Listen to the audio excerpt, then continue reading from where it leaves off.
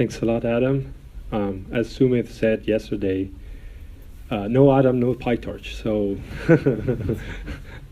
thanks to Adam for his great work on this library.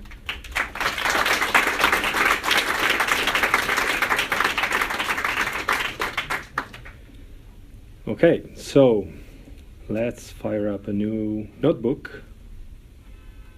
Fresh one. Okay, so what I'm going to do is I'm going to walk you through the training of a model using, well, good old MNIST. Was thinking about using fashion MNIST, which, well, let's see how fast I can type on this to type the URLs for the data.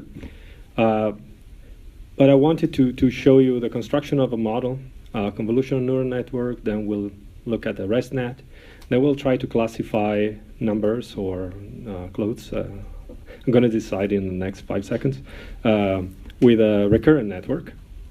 So that takes rows and as sequences, and so we'll see a bit about recurrent.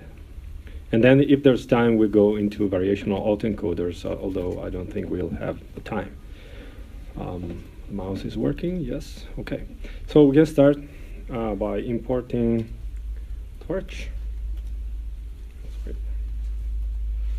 Okay, and usually you want to set a manual seed so that your experiments are reproducible. So this will, which is nice. You don't want to do something, then time comes to write the paper and nothing works anymore. So you want this, okay? And usually it's something that you can also pass to sys argv and to the command line. So we said MNIST, and Sumit mentioned the Torch Vision package, which contains a lot of data. So we'll see how you load things from that package. So we won't be loading the MNIST manually, but you can do it. You can look it up in the Torch Vision package.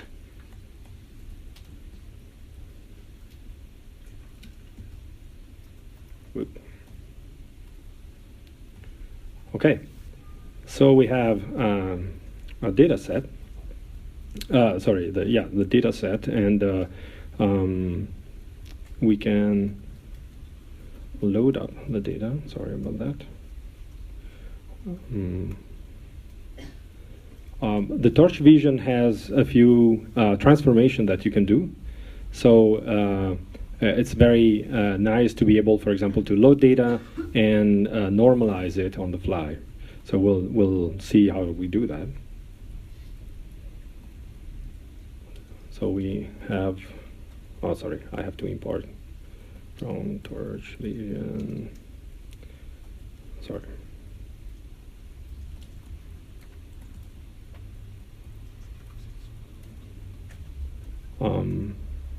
Sorry, import. Yeah, it's my first live coding session, so you can tell. Okay.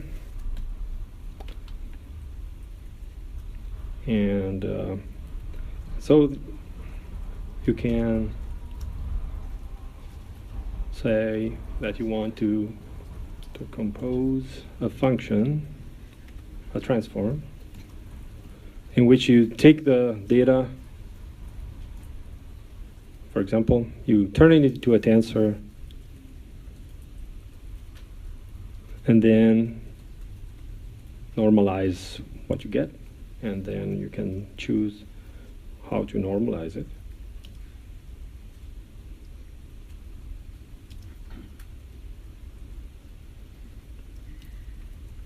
Okay? And then you can say MNIST root should be root. So this is the class that we imported before. And you say that this is going to be your trained data set. Okay? Root is where your data is, and or where you want this class to download your data and store it. So you can either choose to download the data, or you have downloaded it previously, and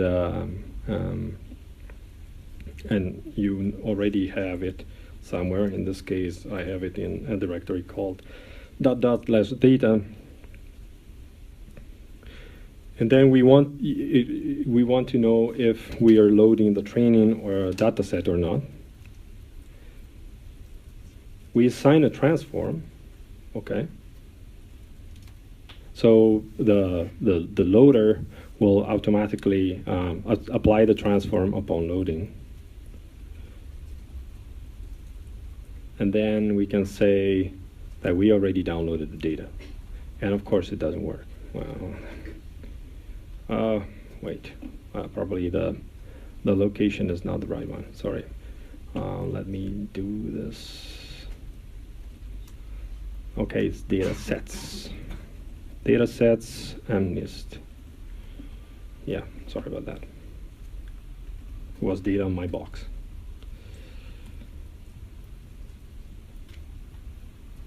Yeah, success. So what is a train set? A train set is a Torch util data set, which is a very simple class. We can inspect it a bit. It's an object that has a few things. You can see here, train data will be the tensors for the train data, the labels for the ground truth, and what Sumit has shown you today, it will behave nicely when you say train set 0. Okay, it will output a tuple that contains the image for the 0th MNIST image and the label. It's a 5. Okay, so by overloading getIndex, you can ask this data set, give me the first sample, without actually going into two different tensors and extract the two separate ones. Okay, so we can go up and get also the test data set. And the test data set is train false, so it's very simple.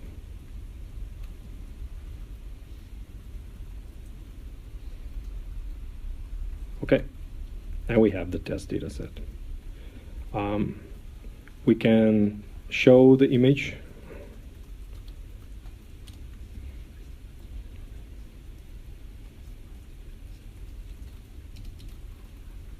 Good old matplotlib.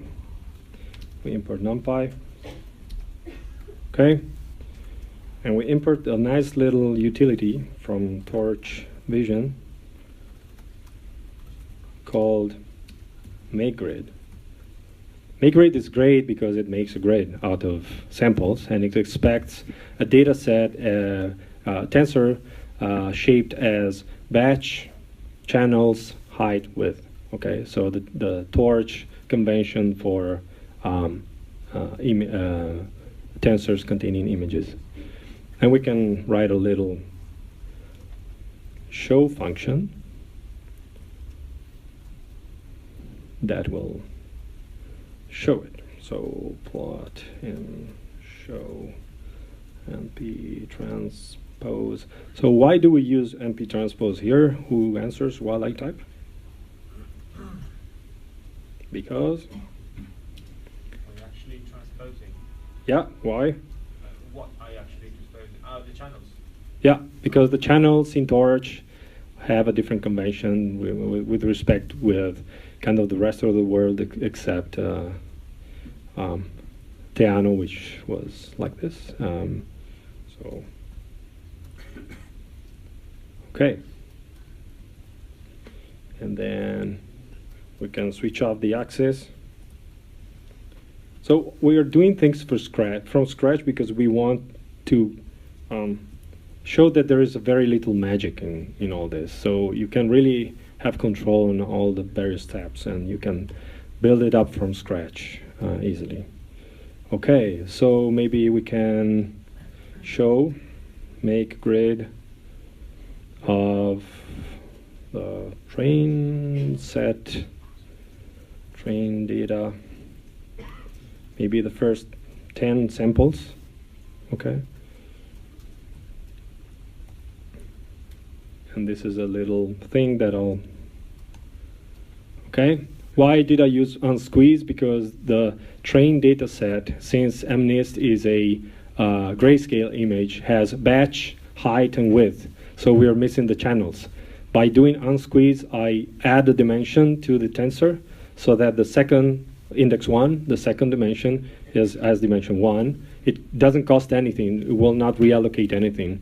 So the way torch tensors are made is you have a storage, which is a contiguous memory, a piece of memory, and then you have a tensor that dictates how elements are fetched in that buffer. So unsqueezing means only that you will index that thing a bit differently, but no reallocation will be made. So it's costs nothing. Okay, so this is a way we can look at the data. We're almost there and making a first model. The last thing I wanted to do is to create a confusion matrix, because it's a very neat way of looking at how good we're doing, how well we're doing. So we'll create a confusion matrix, giving it a model and a data set. Bear with me for 5 minutes. Conf t. So confusion, let's say, is a torch zeros n by n. So it's a matrix n by n. Okay. We want to evaluate the model. Okay. Model eval will put the model in inference mode. If you say model train, it will put it in training mode. And this will dictate how a few things, but among these, the way dropout and batch norm work. So if you want to, let's say, switch them off and freeze them the way they are, and not have dropout do its job, so drop elements around, so you want to call model eval for data and target in data set. So why can I iterate like that? It's very convenient, but because I have a get index thing overloaded. So I say I can iterate over a data set sequentially by getting both the data and the ground truth in parallel, even though these two things live on two different tensors. And okay, so I need to make a variable. And in this case, I have to unsqueeze the sample. Of course, I can unsqueeze it before, and it would be make a lot more sense. But bear with me. I'm not saying this is the best thing you can possibly do, but just to convey the general thing. So I create a variable, and then I run the model in forward, and then I get the prediction. And the prediction will be, I'll say, okay, and the output of my model will be like a submax. So now I have to get the maximum. Sorry, I have to get the index of the maximum element, and this is the second argument that max function will give me. Okay, so the max function over a tensor will return the max value and the index at which this max value occurred. So in this case, since I want to know what class was the output, I have to select the index, okay, of the maximum probability in the output. And we'll see the model in a minute, so you'll understand better. Okay, why do I have to do it for the first dimension? Because I have batches in the first.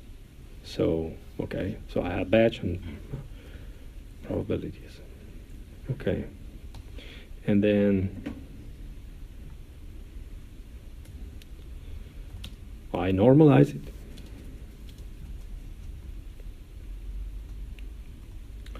The confusion matrix.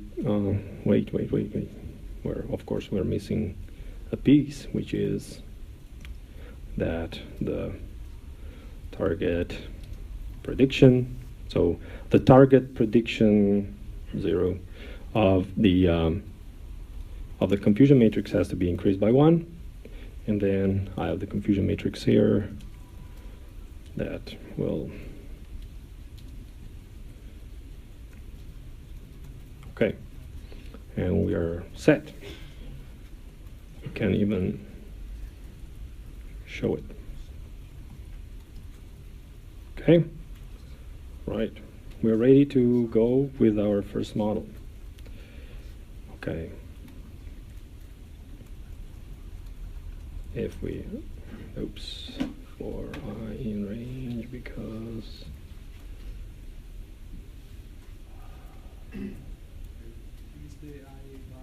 Oh, sorry. Yes. We'll cut this from the movie, right, Daniele? Okay, good. Good. The advantages of organizing a conference. Okay. Okay, so we're ready to write our first model. We have MNIST. We want to build a convolutional neural network, a very simple one, but it will be very instrumental for understanding what comes later. So we import torch NN as NN, and we also import torch NN functional with functional as F. Okay. Okay. We learned from Adam and Sumit before him that you typically want to subclass NN module. And in the constructor, you define, well, you take care of calling the constructor of the superclass.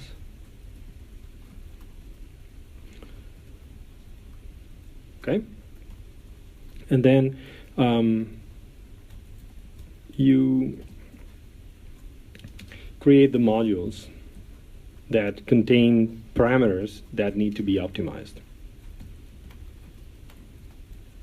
Okay, like this, for example. We create a first convolutional module, and we call it conv1.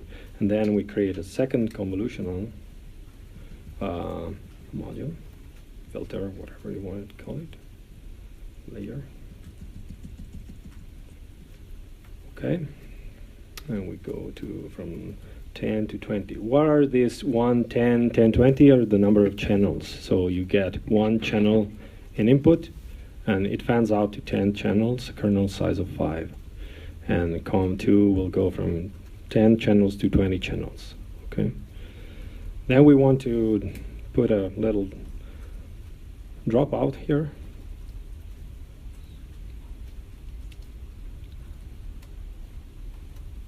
Okay.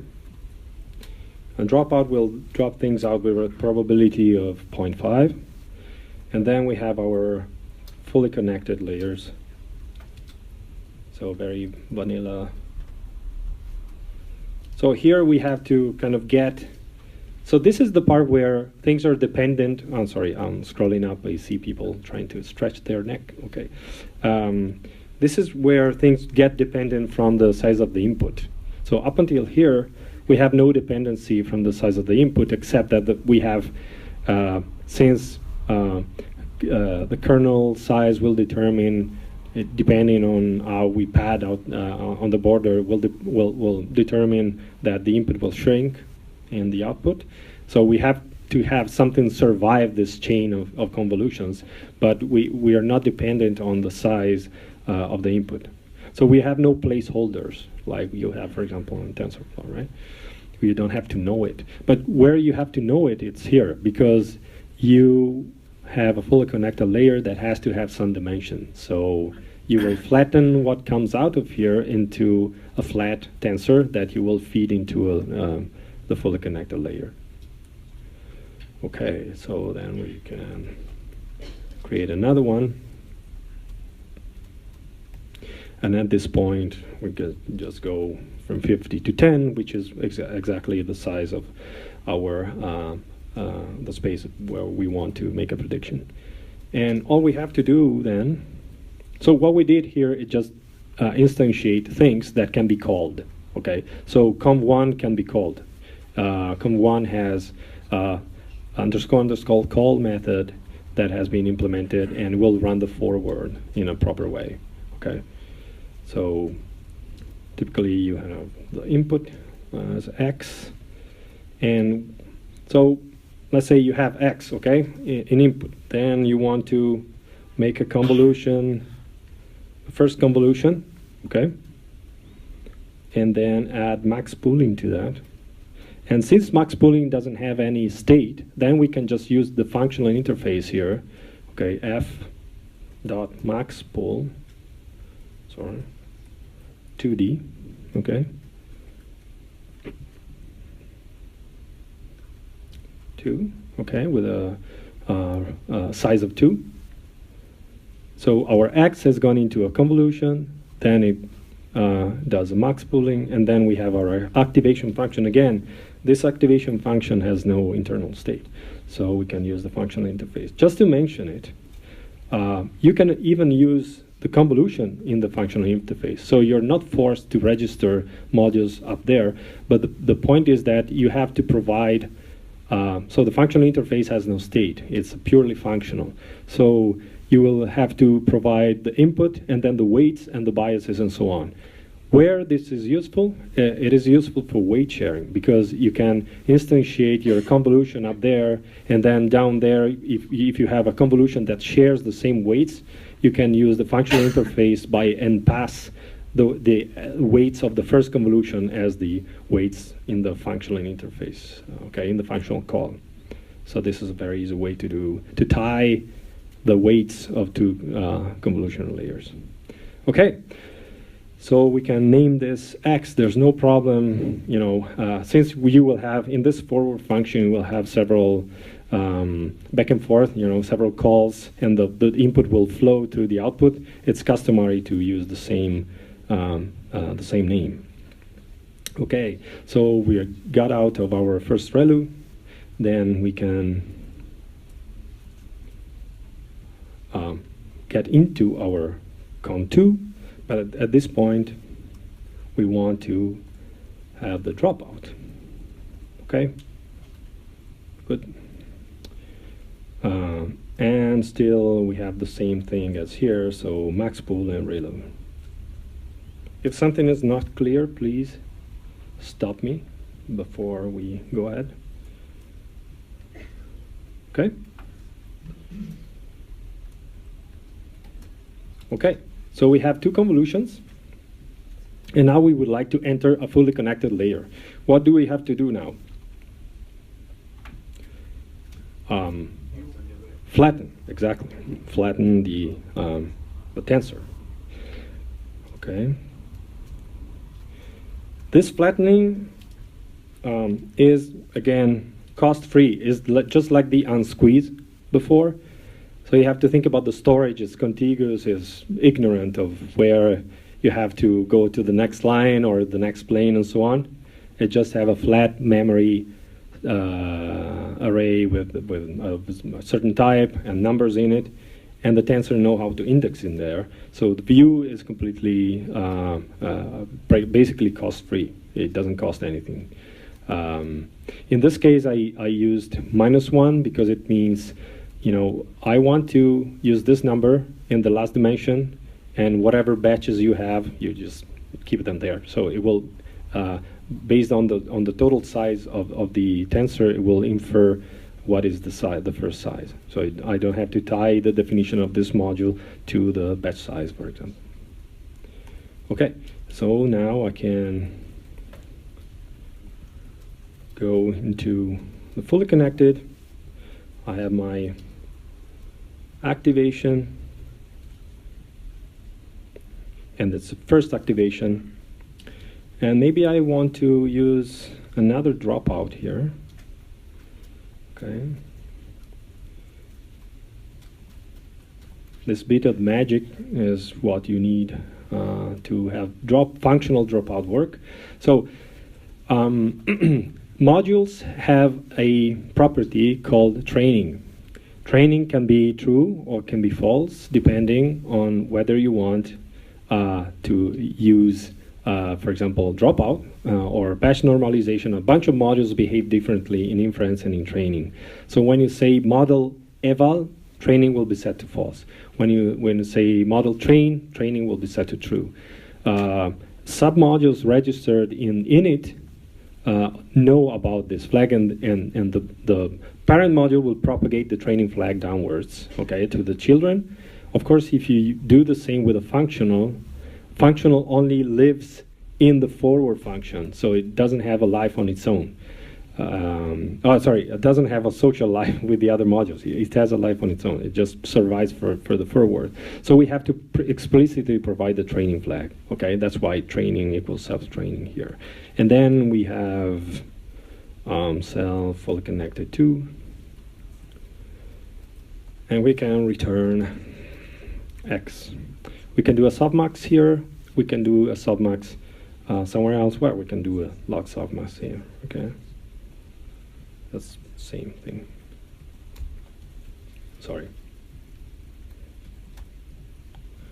We can do it even later. Like if you use a cross entropy loss, we will already do the log softmax inside. Otherwise, you will use another loss anyway. Okay. We'll fix this. N is not defined. Where is N? Oh, yeah. Right, thank you. Excellent, good. There are alternatives to defining modules that Adam has shown. You can use a sequential. For example, you can even use a sequential inside here, because a sequential is just a concatenation of modules. So if you say self conv block equals sequential, and then you just slap conv to D, drop out to D, okay, in the right order, then you can have that sequential block and treat it as a whole.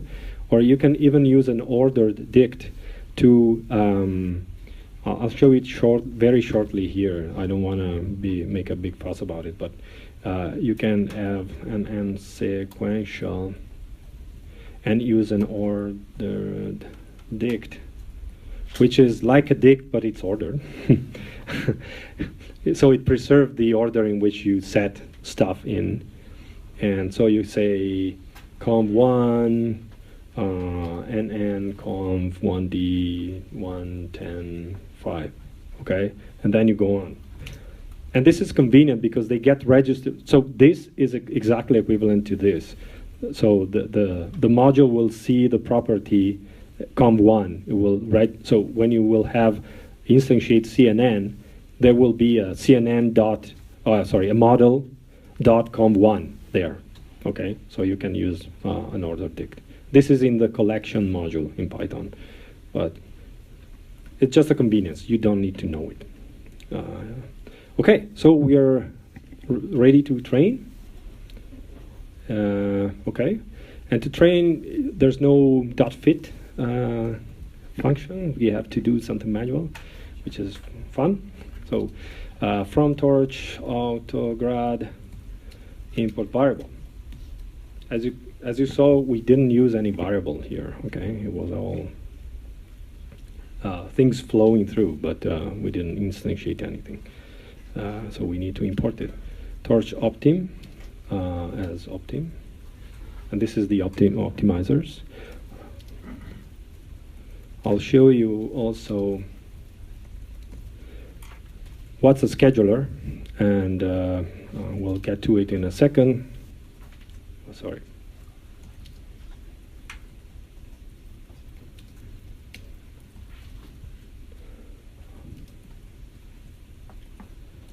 Okay. Okay, let's do the train model function, which will take a model, a train data set, a test data set, which are incidentally the ones we loaded before, and the number of epochs. We can parameterize it as we want. We can set a batch size of 100, for example. We can set a different batch size, of course. Okay, so what's a data loader? Data loader takes an input a data set, And the data loader knows a bit more how to do a few things in addition to what that data set can do. For example, it can give you batched data and can shuffle the data and can do a number of other things for you. And I suggest you use it. Okay, you can also not use it, but it's advisable to use it.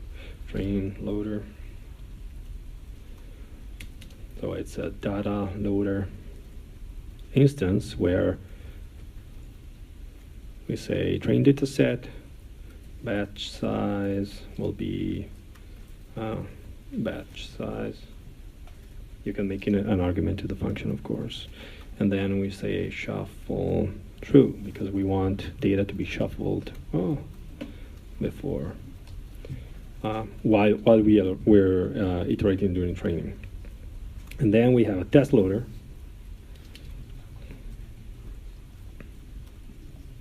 Test data set, and that's about it.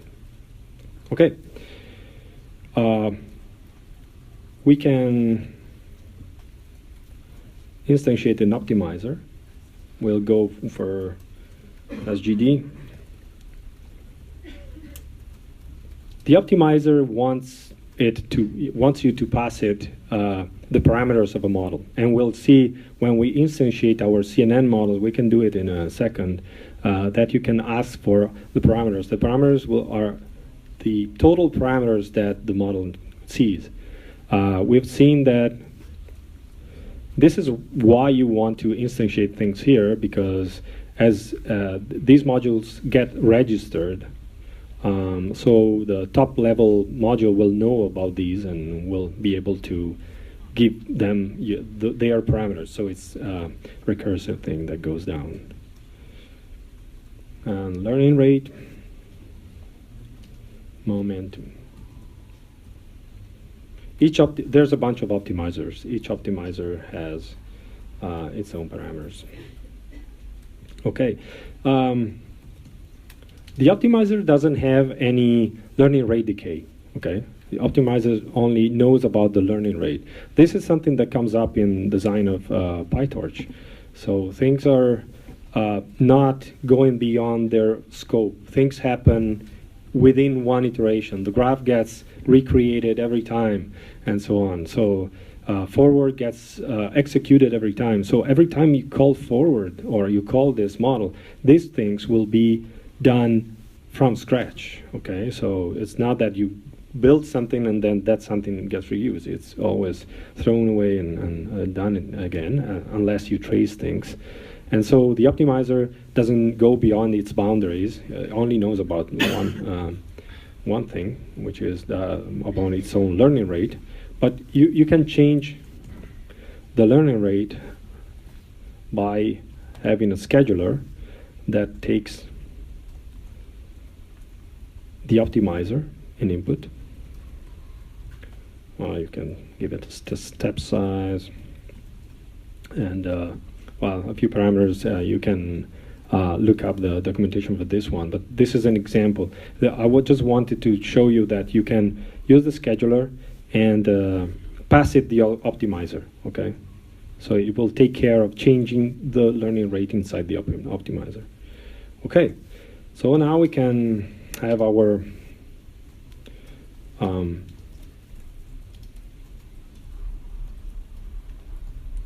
training loop, okay? Okay, what do? We set the model in training mode, which will set that flag up there, self-training to true. Okay. Then we iterate over batches, right? For batch. Whoa. Let's say batch index and data target. So this is the way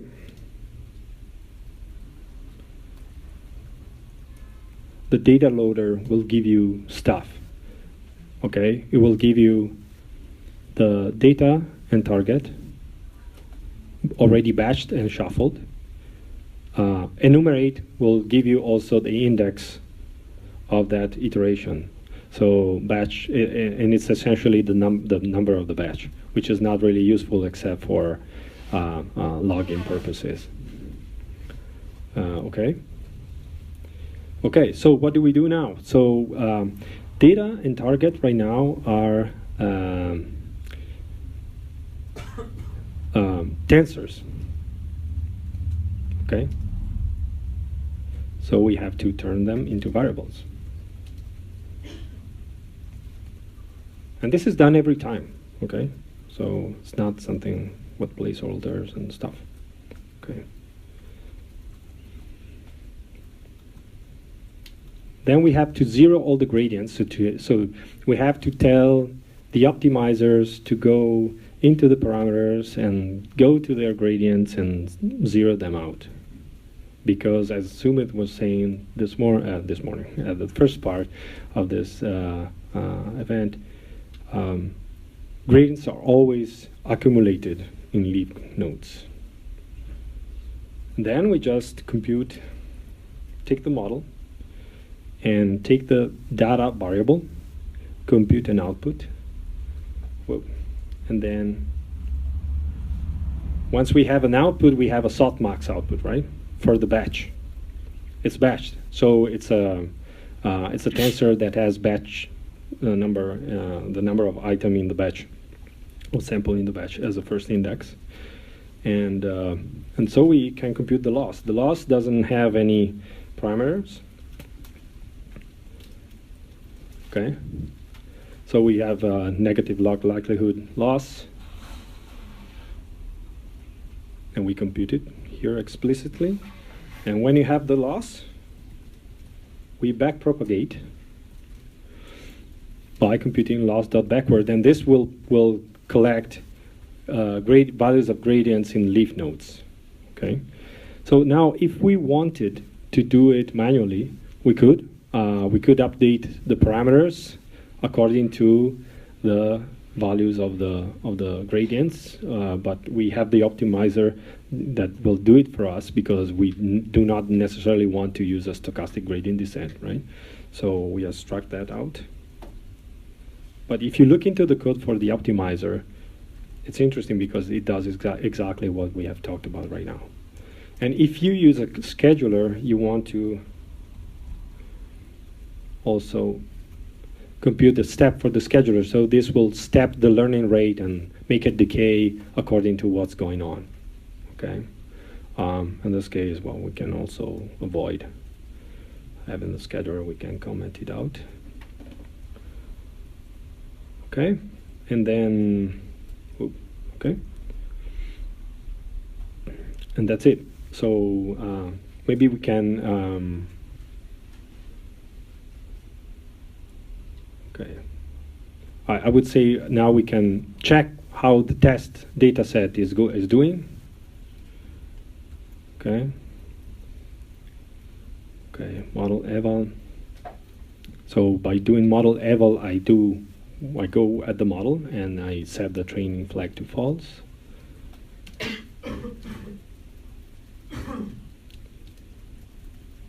Okay, so I iterate in the test loader. Okay, sorry, this is useless. We already did it.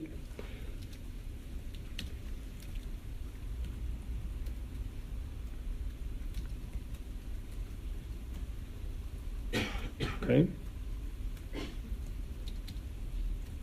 Okay. So we have done the evaluation.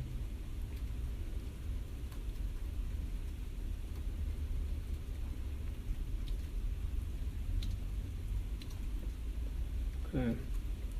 We just add the loss.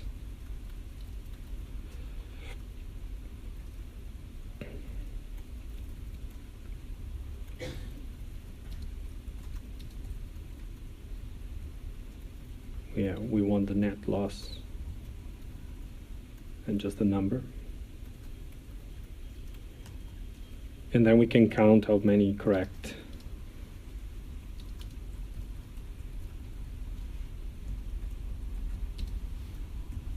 Okay.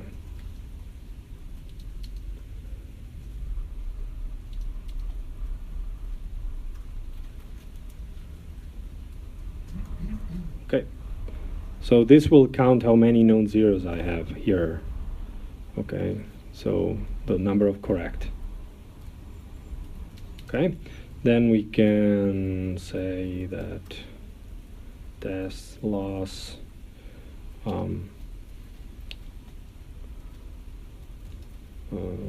it's actually the correct, sorry.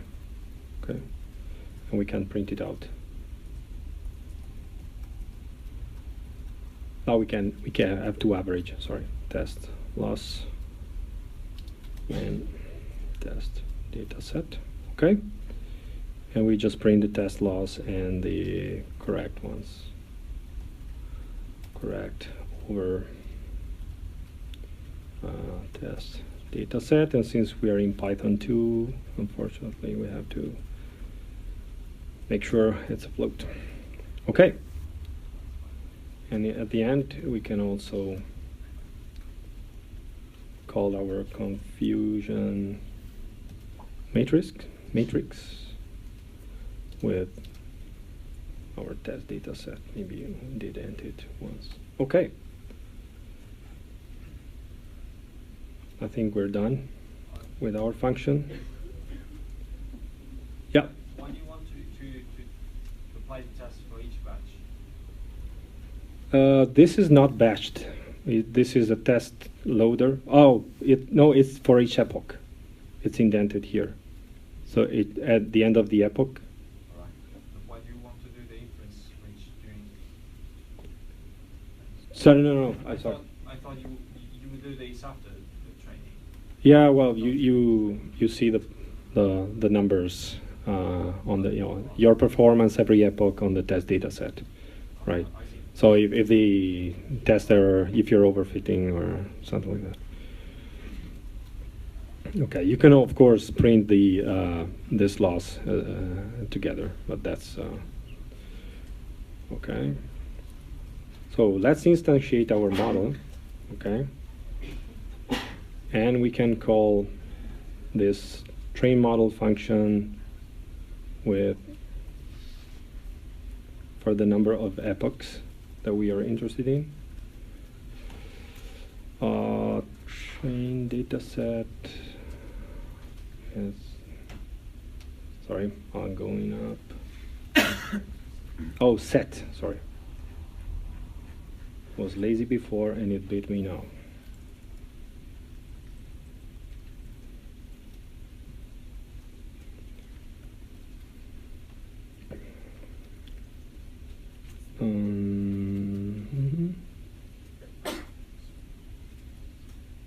And epochs is 10. So why didn't it give me a minute?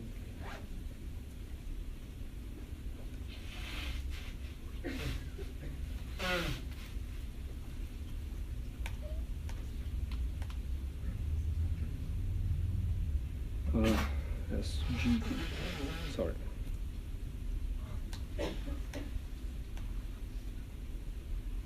And there's another problem. Oh yeah, max pool. I forgot a 2 at max pool.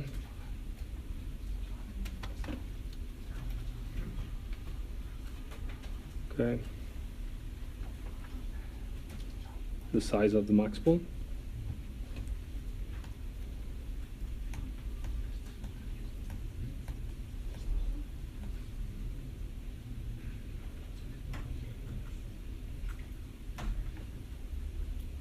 Okay.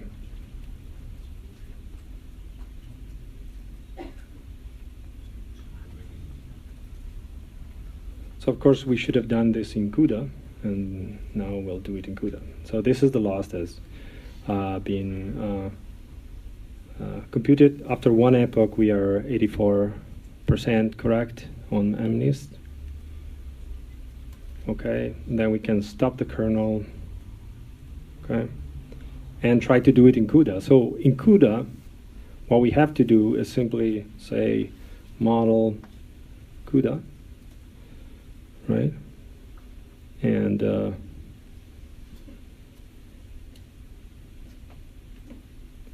then here,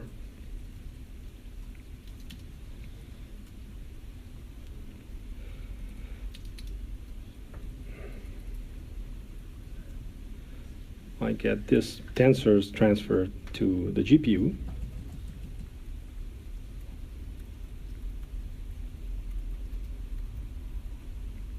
Same thing for inference.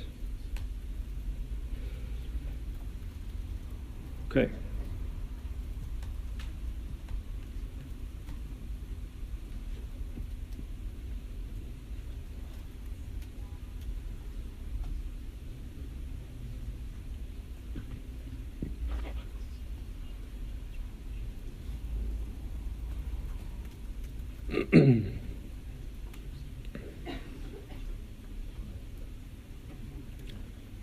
I would expect this to be a bit faster.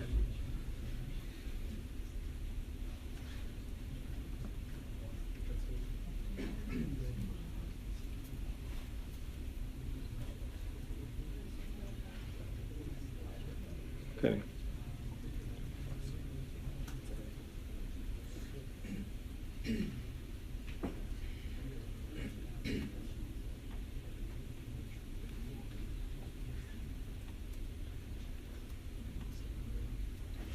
Has to go to 10, so bear with me.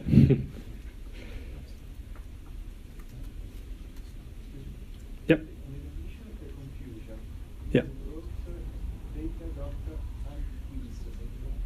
Unsqueeze, yeah.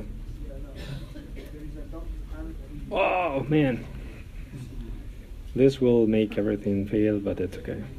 The model will still train. And then we can call confusion on the model manually from outside, because the model is not returned. The model just is trained and the parameters are correct. So it will stop here, but the weights will be correct. Thanks a lot. Damn typos.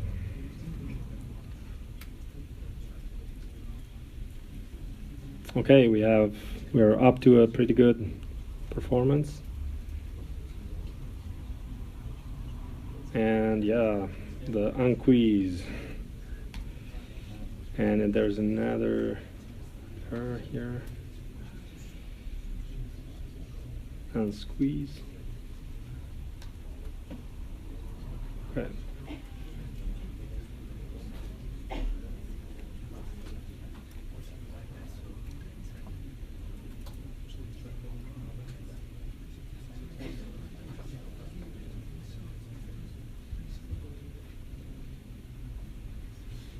Okay. What's the problem?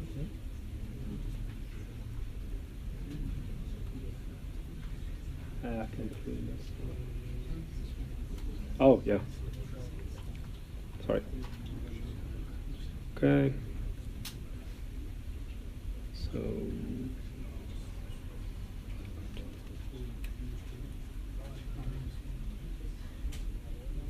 Okay, so we have to make sure everything, confusion model.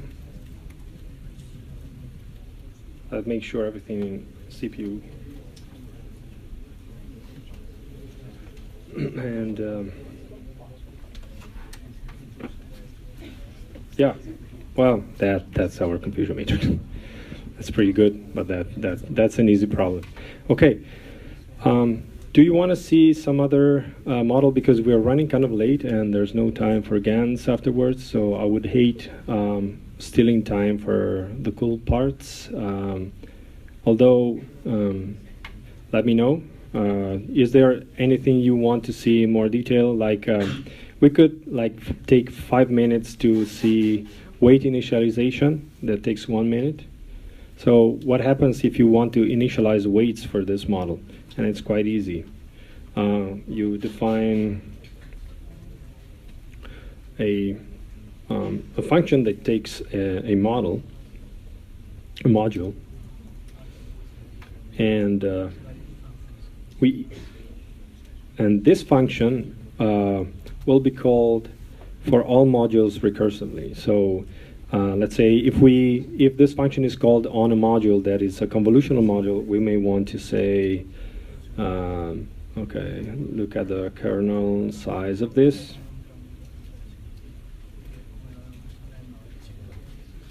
Okay.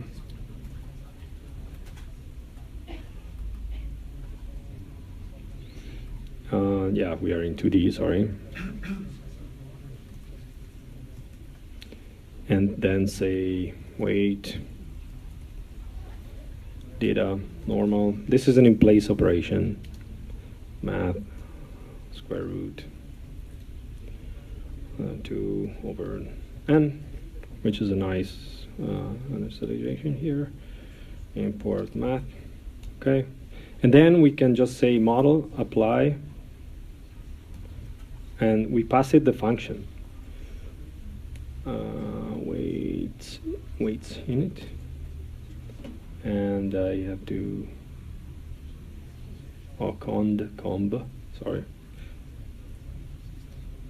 Okay, and this basically initializes the model that we can reuse after initialization. And if we want to save our model, now it's being reinitialized, so it's kind of not useful, but as we have shown today, I can take the state.dit, which contains everything related to weights and biases and so on, and just save it to this file. And then when we want to load it back, we have to instantiate the same model and say load state dict torch load file name, well, this CNN path, and it will load it back and apply it to the model. The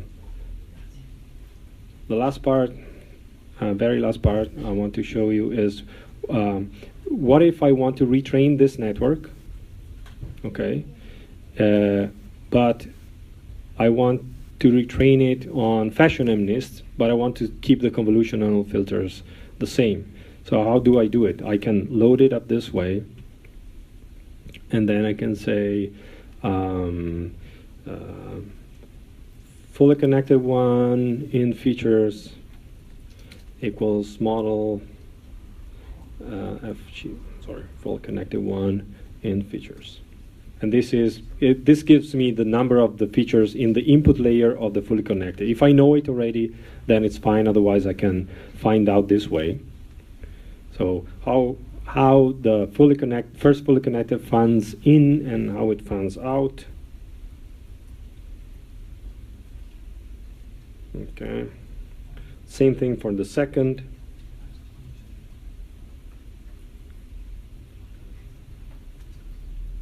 Okay. I'm just getting a number out here. Okay. Right. So then I can iterate over all parameters of the model.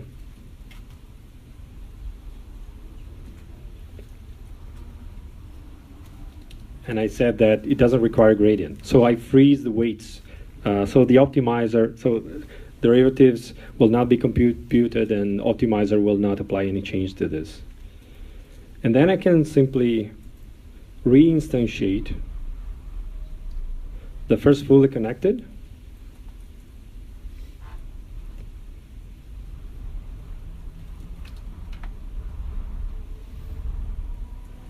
Okay. And the second. And this will create a fresh module in which requires grad is true. Okay, sorry, looked like Lua at some point. And then I can just use the model in the training function. That's it. And this is how you do transfer learning. Okay, thanks a lot. I had a ton of other things to show, but it's okay. Just clarification question. Yeah. What actually saved in the force.save static? So this doesn't save any structure.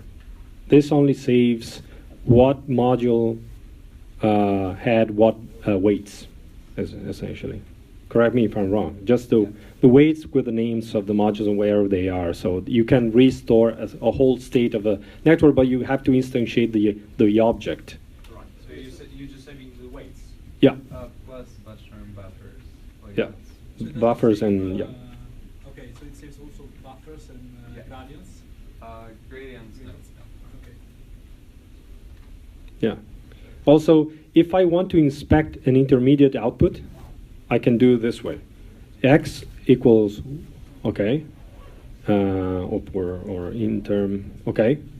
This is an intermediate output. It's the output of the ReLU before the fully connected. And if I want to visualize it, I can just output it this way, okay? Then in the training loop, so my model now will have two outputs. One is the softmax, and the other one is the intermediate tensor.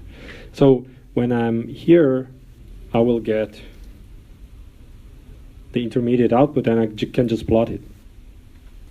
So if I want to compute, what the network is seeing at each iteration, I can compute the output of the filters. And similarly, I can inspect the weights, for example, without outputting stuff. Okay. When I have trained a model here, I can say model, I don't remember, com1 probably. Yeah, com1, weights, or weights. And this is the whole tensor of the weights, and I can just show it, okay? It's very easy to access it, and even during training. Okay, so I'm afraid I have to stop, and now the word goes to Sumit for GANs.